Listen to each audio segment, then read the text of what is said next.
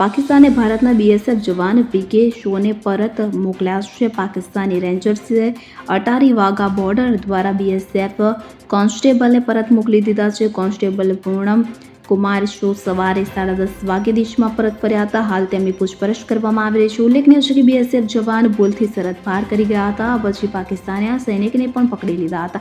જો કે હવે બંને દેશોએ સૈનિકો અને રેન્જર્સની આપ-લે કરી છે. જવાનો અને રેન્જર્સની આપ-લે માટેની વાટાઘાટો સવારે 10:30 વાગે અટારી ખાતે થઈ હતી. બીએસએફ સૈનિક ભારત પરત ફર્યાની માહિતી આપી. બીએસએફે એક પ્રેસ રિલીઝ જારી કરીને કહ્યું હતું કે આજે બુધવારે બીએસએફ જવાન પીકે શો પરત ફર્યા છે. તેઓ 23 એપ્રિલ 2025થી પાકિસ્તાન રેન્જર્સની કસ્ટડીમાં હતા. જવાનને સવારે લગભગ 10:30 વાગે જોઈન્ટ ચેક પોસ્ટ અટારી દ્વારા ભારતને સોંપવામાં આવ્યા. બીએસએફે એમ પણ જણાવ્યું કે સોંપણી શાંતિપૂર્ણ રીતે અને સ્થાપિત પ્રોટોકોલ મુજબ કરવામાં આવી હતી.